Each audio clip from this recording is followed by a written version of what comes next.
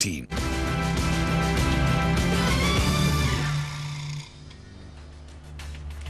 Hello and welcome to the CNBC TV18 Investment Guide. I'm Surabhi Upadhyay. Has COVID permanently changed the way in which we consume? How we are going to buy things, what we need, our travel patterns, our spending patterns? If that's the case, then are businesses in the consumer sector seeing permanent disruption? Will there be new leaders? And if all of this is worth thinking about, then you also need to think about how you will invest in the consumer sector. What should the approach be in the post-COVID world? That's what we're discussing, and we have two experts to help us decipher some of these issues. Joining in is Abneesh Roy, who's tracked the consumer story of India for many, many years. He's the Vice President at Edelweiss Institutional Equities. And also with us is Sonam Udasi, Senior Fund Manager at Tata Mutual Fund, who, among other funds, also looks at Tata's consumption fund, the Tata India Consumer Fund. Thank you very much, gentlemen, for joining us on the show. And it's going to be great to hear some perspective from you. So the first basic question, Sonam, to you, are we seeing a big disruption? Is COVID really changing things for good? I think there are two key changes. One is, of course, the consumer behavior, where, the focus is buying essential. And keeping discretion on the back burner for now. But the bigger, I think, change, which is, I think, more sticky, is how, the companies are looking at this. We were anyway going digital, and this space has picked up. So the companies are not, whether you're a big company or a small company, it doesn't matter. You have to have an online presence, have to have an e-commerce strategy. And you have to have the ability to talk to not only the customer online, but to also have your supply chain, which is digitized, where you can have real-time inventory, sense of what's moving fast and what's not, and how do you change that very, very rapidly. So it's becoming smarter, and it's here to stay. Okay, that's an important point as well. Yes, absolutely. Digital technology has had a huge role to play in the way we are accessing services and products. And that's something we'll talk about as we go forward as well.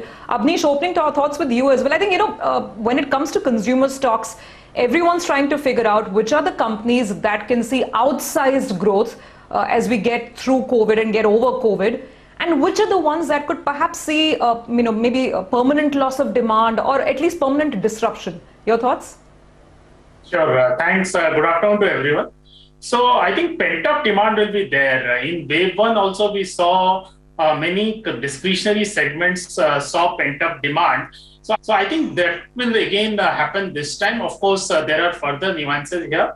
If you remember wave one, we saw paints, adhesives, waterproofing, jewelry, QSR, home decor, etc. do exceedingly well. My sense is in wave two, we will see a recurrence of that. Over and above that, multiplexes should do really well, because as most of the urban India is getting vaccinated, and we also have hopefully a lot more herd immunity than earlier, plus international box office has opened up, which is, I think, a key criteria for Hindi movie release, which did not happen in wave one.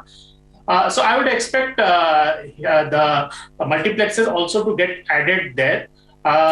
Permanent disruption definitely will be there. Retailers who have very little private label, for example, plus have very low e-commerce, I think they will really suffer even when things become a bit more normalized.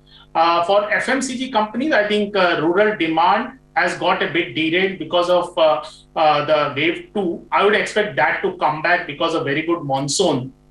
So I would say there are multiple themes to play even in wave two in the next 2-3 quarters time frame. Yes. Okay, it's really interesting that you're positive on the cinema stocks, because that's where the big debate was, that whether there is permanent disruption there, whether OTT is really the new way to go. But that's an interesting view. Sonam, come in on this and also expand on that point that you made on digital.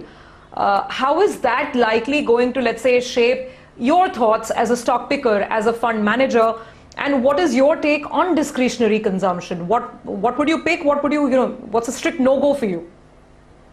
So I think it is very, very important. See, India is a very young nation, and most of the youth now, whether you are a tier 3 guy or a tier 4 guy, it doesn't matter. you are aspirational, you have to have that kind of connect with the youth on the digital platforms. So any theme that is not talking to you online, you need to have that. So whether it's online aggregators on restaurants, whether it's QSR, whether it's actually searching of jobs online, or online ticketing, those are all important aspects to have. And there are companies who are creating brands only for online space. So we are excited by that. These are very fast-paced growth segments. Penetration levels are low. Ultimately, per capita, it's a play on rising per capita income. So if per capita income, which is sub $1,500 for India today, and in next 7 years we are going to double, anything that is aspirational and is talking to the youth is the segment that we would want to look at. Okay, just to follow up, Sonam, on this, you mentioned the online model. Now, in the listed space, there aren't too many of these players available. I mean, you have the quasi-digital tech companies, or maybe something like an InfoEdge. But how else are you looking to sort of distill down to the listed universe some of the points that you just made? So there are, fortunately, there are 4 or 5, companies that we can look at that way. But more importantly, even on the listed space, which we call the traditional FMCG or discretionary companies, all of them have a digital strategy. All of them have either products that are aligned to that, class of customer, or are, trying to find efficiency through their backend by having this digital strategy. So it gives you a moat on profitability as well. It keeps your costs under control. It makes you what we call TAT. Your response time to customer is very, very fast. So any model that is looking to that, any company which has a strategy around that, that is what we are excited by. There are many things to look at really within this. Okay, that's really interesting. Gives us a peek into Sonam's mind. He's looking for consumer companies that can leverage technology really well, whether it's to reach their customers, whether sort of product innovation and things like that. Abneesh, so now let's map this with what's happening on the discretionary side. And my question is very simple. Will the old stars, the Page Industries of the world, will they really make a comeback? You've already made a strong case for the cinema stocks. I'm guessing PVR is something you like. What else? I mean, QSRs, look at Jubilant FoodWorks. It's just dominated everything else. And then there are a lot of new listings in QSRs. Do you find enough sense and value there? Yes, definitely. QSR is extremely interesting because customers focus on trust plus on healthy products will continue and will become even stronger. Plus, there has been a huge market share gains against the unorganized because they have gone through much higher impact because of wave 1 and wave 2, while QSRs were very quick to adapt and take e-commerce and home delivery to the next level. We will have a Page much lower in terms of pecking order because the competitive intensity is definitely there from Aditya Birla Fashion and other players. Page is doing a commendable job. But on current valuation and the risk from competition, we'll prefer QSRs, we'll prefer PVR and Inox both. We also like Titan a lot. If you remember in wave 1, the company which bounced back the first was Titan because expensive marriages are not happening because of the restrictions. Plus overseas trips are not happening. So we are social beings, so we will need to enjoy. So what we are seeing is definitely much higher outlay toward jewelry is happening. Gold prices have also done well. So Titan, QSR and multiplexes in discretionary plus paint, Asian Paint. These are the 4 or 5 stocks which we really like in the discretionary consumption. Okay. You mentioned the valuation word. That's always a tricky game when it comes to consumer. Now, Sonam, let's talk valuations on the discretionary side of it itself. We'll come to staples in a minute.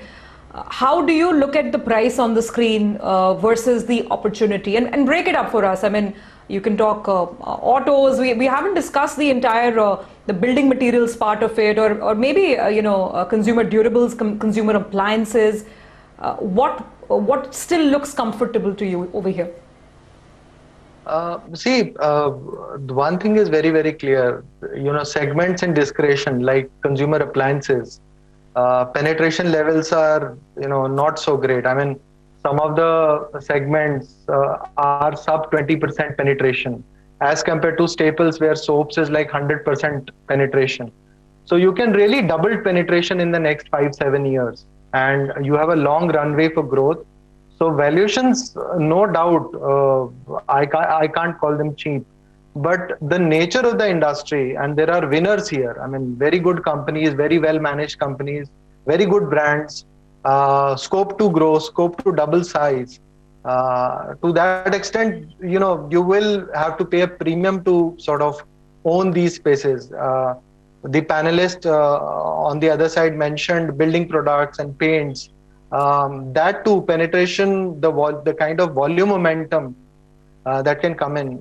Government capex has picked up. Real estate is coming back. These are also short-term tailwinds for many of these discretionary segments. So I don't think valuations will be cheap in this. Okay, so learn to live with slightly elevated valuations. We'll take a break, come back on the other side. The conversation continues, and then we talk bread and butter, literally, staples. What place should they have in your portfolio in a post-COVID world? We'll discuss this with the experts.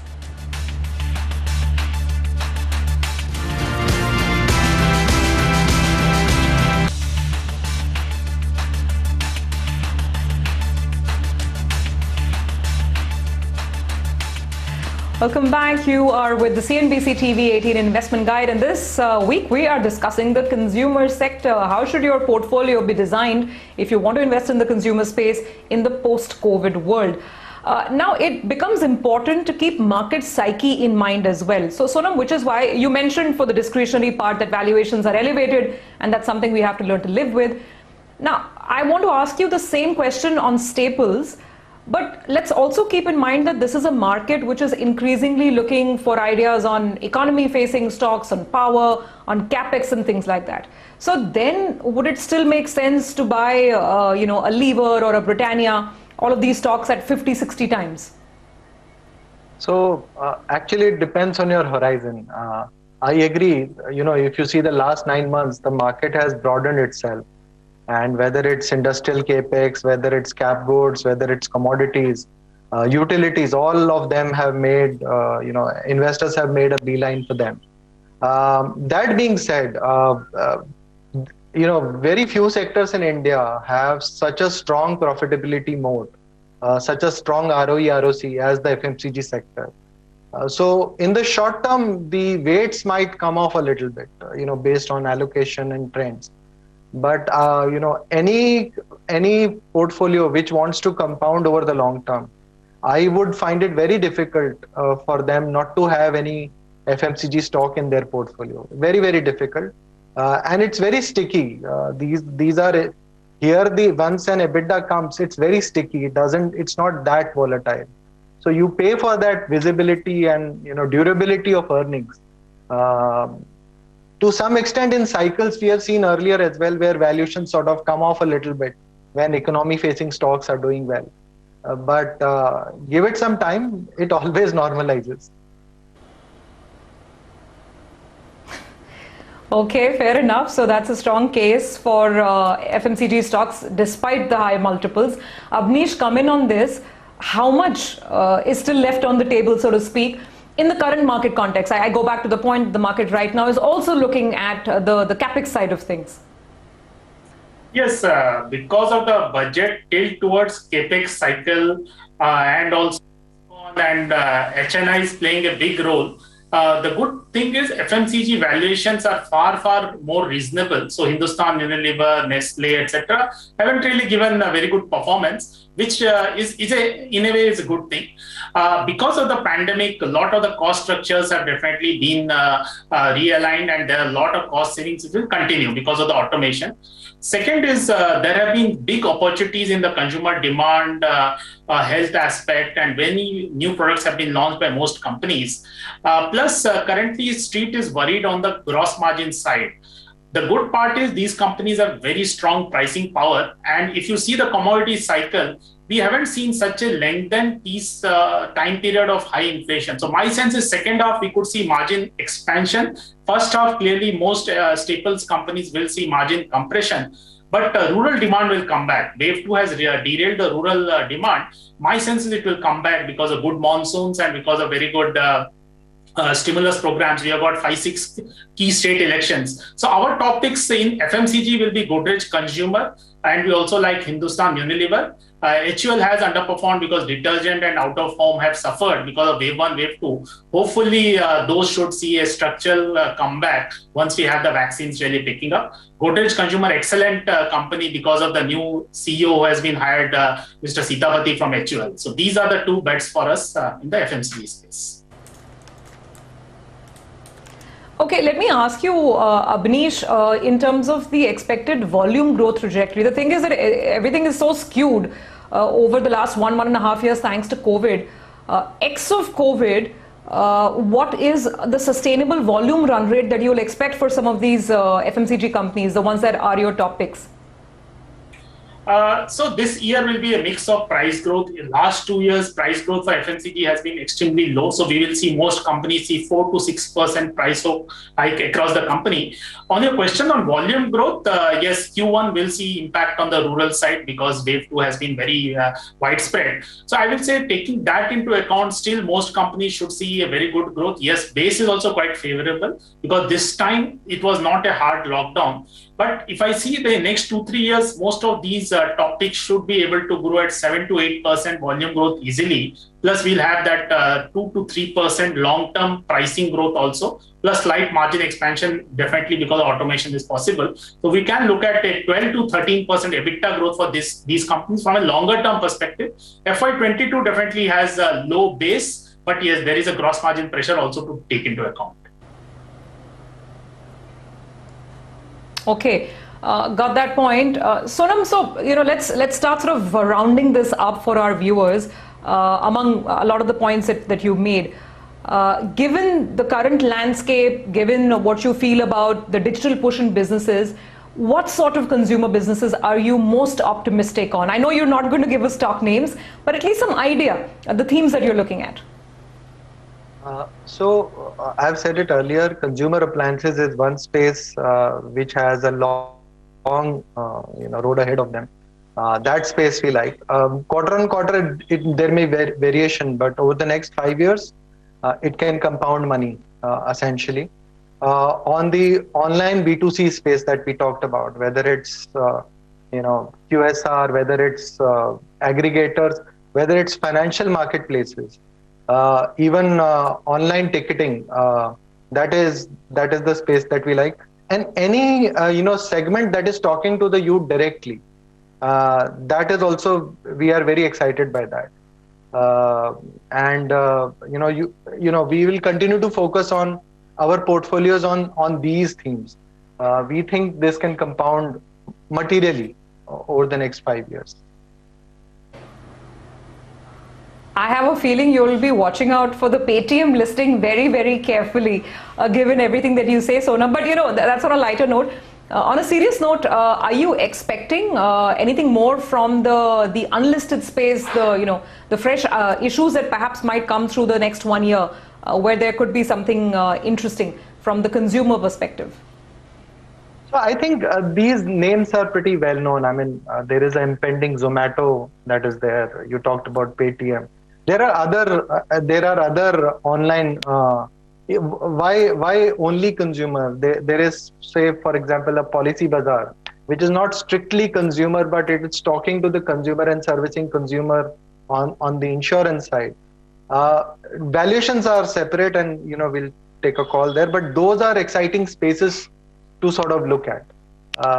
That's a growth area that we would look at positively. Okay. Abneesh, I mentioned you I heard you mention some of your top picks, and there's Titan and there is Lever. From what you said, there's Godrej Consumer. From what you said, it's basically a return to the knitting. Basically, the old czars, will they continue to rule, or do you see new stars on the horizon as well? I think in terms of valuation comfort, Bajaj Consumer is looking interesting, inexpensive valuation, and they also had a turnaround CEO from Asian Paints. So that is looking interesting. Yes, near term, there is a gross margin pressure because of LLP, but that will give them opportunity to gain market share. So in the smaller names, I think Bajaj Consumer definitely is looking really interesting. They have addressed most of the promoter concerns. Pledging is down to zero. They have gone back to the dividend, almost 10 rupee dividend they have paid out for the year. So that's looking really interesting in the valuation comfort small cap zone. Okay, now gentlemen, final thoughts.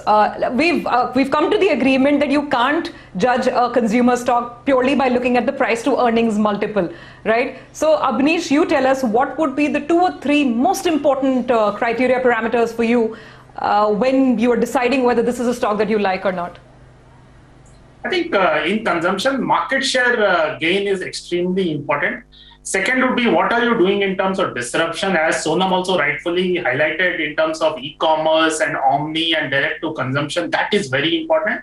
And third would be, what are you doing intrinsic to the company in terms of automation and robotics and all that. So I think these 3 are the most important. Fourth, of course, is innovation. So these 4 would be the most important parameters to judge any consumption company, not necessarily FMCG. It could be from any consumption vertical.